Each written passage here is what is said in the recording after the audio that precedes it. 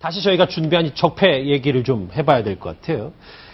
뭐 황교안 전 총리 얘기도 했지만 이 얘기에 대해서 정윤회 문건 재조사에 대해서도 어제 이 오찬 중에 문재인 대통령이 직접 언급한 게 있는데 그 목소리 한번 같이 들어보실까요? 우병우 전 수석의 범죄 행위에 대해서는 온 국민이 다 알고 있습니다. 그래서 국민들의 법 감정에 비춰볼 때 도저히 납득할 수 없는 일이다. 우병우 전 수석은 정치 권력에 줄을 대고 검찰을 정권의 신여로 만든 정치검찰의 전형입니다. 이번 기회에 우병우 수석을 확실히 단죄해야 그것이 정치검찰을 청산하는 그런 계기가 될 것입니다. 문 대통령이 한 석 달 전 말이 아직도 유효하군요. 그러니까 소 국장님. 네. 준비한 거 보면은 결국은 타깃이 우병우 전 수석 아니겠어요? 문재인 대통령의?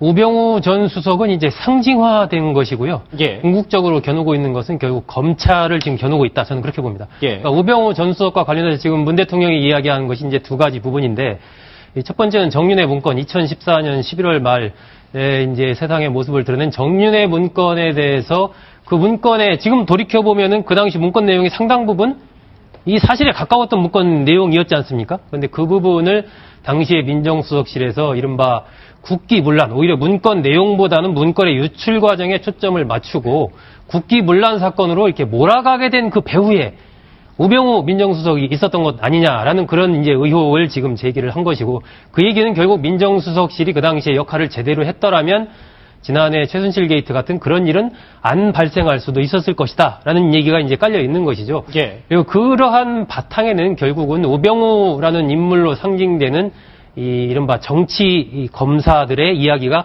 같이 이제 엮여 있는 겁니다. 그러니까 우 전 수석이 그렇게 됐을 때는 검찰 내의 어떤 그의 뜻을 같이 하는 검사들이 있었던 것이고, 그러니까 그러한 전반에 대해서 조사를 해서 좀 개혁을 해야 되지 않느냐라는 얘기를 문 대통령이 한 것이죠. 그렇기 때문에 이제 전면에 나와 있는 것은 우병우라는 이름이지만 내부적으로 겨누는 것은 결국은 검찰 개혁을 지금 이야기하고 있다. 저는 그렇게 봅니다. 문재인 대통령의 적폐청산 프로젝트 세 번째 인물 보시겠습니다. 바로 이 사람 최순실 씨입니다. 예, 허 교수님 실제로 법원에서 최순실 씨의 신사동 빌딩 처분을 이제 금지를 했단 말이에요. 네네. 적폐청산을 통해서 최순실 씨의 또 다른 국정농단이 드러날 가능성이 있을까요? 그렇죠. 또 다른 뭐 지금까지 밝혀진 것 말고도 또 드러날 수도 있는데, 지금은 이제 현재까지 밝혀진 건 지금 법원의 판단에 다 맡겨져 있는 거 아닙니까? 그렇죠. 저 200억대 건물을 동결을 한다는 것은 법원의 결정입니다. 그래서 저거는 대통령의 뜻하고 관계없이 법원의 판단으로 다 진행되는 것인데, 예. 저게 이제 200억대를 하지만 작년부터 최순실 씨가 팔라고 내놨어요. 그래서 170억 정도 있는데 안 팔려갖고 130억대까지 지금 가격이 내려가 있는 상태인데, 문의는 있지만 사겠다는 매수자가 나타나지 않는 상황이고, 실제 지금 이게 뇌물로 인정이 된다면, 뇌물죄가 성립이 된다면 뇌물 액수만큼 다 추징이 되기 때문에 저는 통째로 다 국고로 기속될 가능성이 많이 있습니다. 그러니까 아마 그 전에 이걸 처분하려고 최순실 씨도 그것을 예감하고 처분을 위해서 발부등을 쳤던 것 같은데, 실제 매수자들도 이런 이제 법적 권리의 문제가 발생하기 때문에 알아만 보고 전혀 이제 매수 의사를 밝히지는 않은 그런 상황인 것 같은데요. 사실은 이제 이 건 말고도 어쨌든 박근혜 대통령 출범을 전후해서 어쨌든 불법적인 정치를 통해서 생긴 어떤 국정농단과 관련해서 이득을 취한 것들이 있다면, 그것이 법원에 의해서 판단이 다 되어진다면 뭐 재산은 다 몰수가 가능하다. 그러나 뭐 과거에 뭐 30년, 40년 전에 있었던 것은 그렇죠. 그런 거는 불가능하죠. 다만 이제 뭐 주제가 좀 다릅니다만은 홍준표 지사님 이야기를 잠시만 드리면은 예. 원래 한 달에서 두 달 정도 있을 거라고 예상이 나왔어요. 근데 예. 오늘 가시면서 빠른 시일 내에 돌아오겠다 이렇게 이야기를 했는데, 두 분이 정치적인 해석만 다 해주셨는데, 저는 가족적으로 좀 해석을 하면은 이 둘째 아들이 최근에 결혼한 신혼 아닙니까? 이제 막 신혼여행 갔다 와서 신접 살림을 차렸는데 시아버지 시어머니 오셔가지고 한 달 두 달을 계시면은 신혼들이 얼마나 힘들겠습니까? 그래서 이제 정치적 이유로 빨리 오겠다 하시는 것 같지만 실제는 이런 가족적 어려움도 있지 않을까, 그런 예상도 좀 됩니다. 제 생각에도 그쪽에 더 무게가 실리는 것 같아요.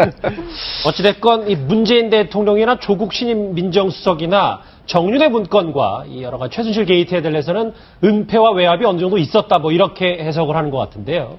문재인 대통령의 적폐청산 프로젝트에 버티는 이 사람이 있습니다. 화면으로 만나보시죠.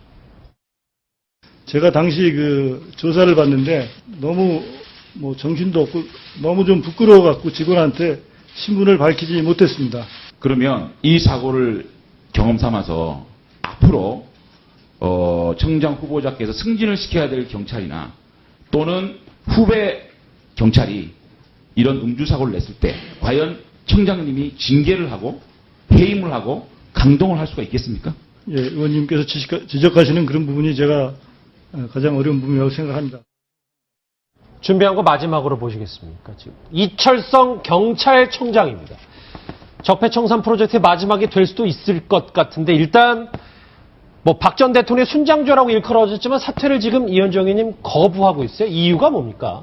아마 이제 오늘 보니까 이철성 청장에 대해서는 좀 묘한 분위기가 좀 이렇게 있어요. 왜냐하면 오늘 이제 표창원 의원이 아마 이제 경찰 출신이죠. 경찰대 교수 출신인데 표창원 의원 인터뷰를 하면서 이철성 청장은 지난 촛불 집회를 잘 하도록 했다.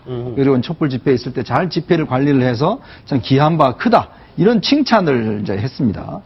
이제 그런 걸로 보면 지금 사실 어떤 면에서 보면 이철성 청장 같은 경우는 임명 당시부터 이제 그 음주 단속에 걸린 거에 대한 은폐 문제라든지 또 뭐 최순실 인사가 아니냐 등등에 서 논란이 많이 됐었죠.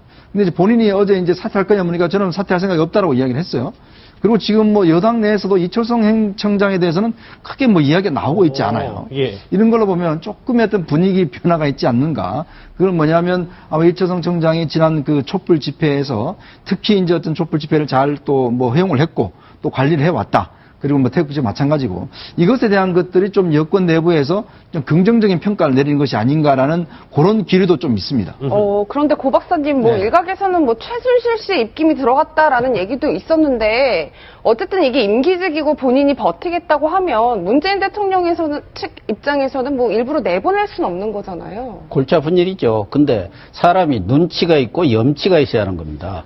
아까 홍준표 전 후보 그 아들집에서 이렇게 몇 달 있겠냐 해갖고 웃었는데 그래서 한 달뿐이 아닌 것 같다. 자, 빨리 오겠다 하는데 홍준표 지사가 얼마나 눈치가 빠른 분입니까? 아마 가더라도 신혼부부 집에 하루 정도뿐이 있지 않을 것 같아요. 다른데 호텔에 있지 그런 정도 눈치가 없는 분이 아닌데 이분은 이철성 경찰청장은 정말 눈치가 없는 분 아닌가 보여져. 저는 임기직은 임기를 다 마치는 것이 원칙이다. 그것이 정권이 바뀌든 누가 바뀌든 그것이 원칙이라고 보지만 1년 3개월 남았어요. 예, 그것이 원칙이라고 보지만 이철성 이 경찰청장은 여러 가지로 그동안 문제가 많았던 흠결이 많았던 사람입니다. 음주운전 그 차가 거의 뭐 폐차가 될 정도로 음주 사고를 냈는데 아무 일이 없었던 것처럼 처리가 됐던 것 아닙니까? 그것도 청문회 과정에서 논란이 됐었고 더군다나 지금 말씀하신 대로 이 최순실 씨가 추천을 한 것으로 뭐 그 사실로 밝혀진 것은 아닙니다만은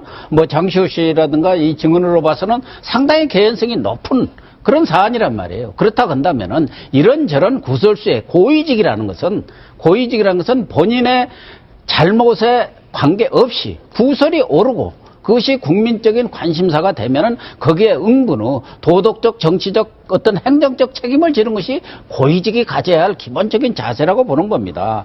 이 뭐 촛불 얘기했는데 촛불 집회를 경찰이 관리해서 잘 된 거 아닙니다.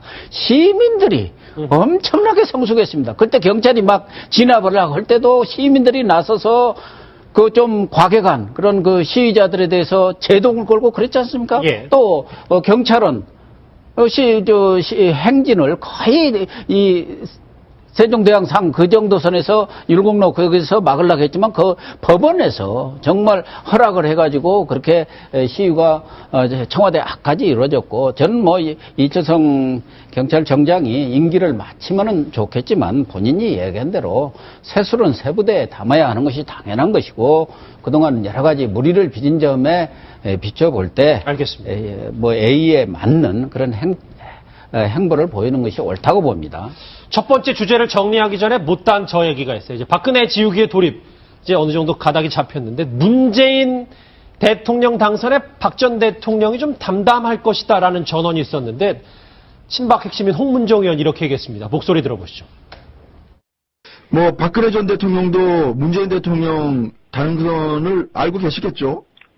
알고 계시겠죠. 네, 뭐 심정이 어떠실까요 지금? 네, 담담하시지 않으시겠습니까? 네. 예. 문재인 대통령께서 모든 국민의 대통령이 되겠다 이제 이렇게 말씀하시지 않으셨습니까? 네. 그래서 이제 대통령이 되셨는데 그래도 60%의 국민들은 문재인 대통령에게 찬성표를 보내지 않았거든요. 네. 그래서 그분들을 이렇게 아우를 수 있는 방법이 뭘까? 이제 그런 의도에서 네. 박근혜 전 대통령에 대한 문제도 언급을 한 것이 아닌가 그렇게 생각을 하고요. 네, 뭐 우선 담담하지 않겠습니까? 이렇게 이야기를 하는데 심정이 어떨까요?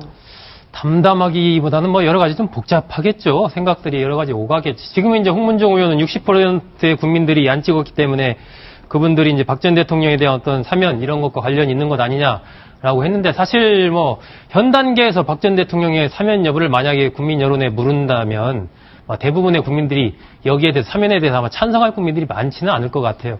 지금 박 전 대통령은 이제 재판이 본격화 되겠지만은 앞으로 이제 정계가 어떤 식으로 흘러갈 것인가 굉장히 좀 관심이 많을 것 같고 특히 자유한국당의 그 당권에 대해서 이 향배가 어떻게 될 것인가. 아까 이제 홍준표 전 후보가 출국하면서 한 얘기 중에 마지막에 그런 얘기 했습니다. 이제 친박은 좀 빠졌으면 좋겠습니다. 얘기했지 않습니까? 그랬죠. 그러니까 처음에는 친박 부분에 대해서 양박이다, 이른바 양아치 친박이다라면서 비판하는 쪽으로 갔다가 그 후보 국면에서는 친박과 굉장히 이제 긴밀한 관계를 형성했는데 오늘 얘기 보면 다시 또 친박과 각을 세우는 쪽으로 이제 홍준표 전 후보가 입장을 정리한 것으로 보입니다. 그렇다면은 향후에 자유한국당 전당대회 국면에서 이른바 친박과 비박의 일대 대회전이 이제 펼쳐질 가능성이 높은데 그런 부분들이 어떻게 되느냐. 이것이 이제 박 전 대통령의 운명과도 일정하게 관련이 있고 자꾸 특히 친박 인사들이 박 전 대통령의 사면 문제를 이야기하는 것은 결국은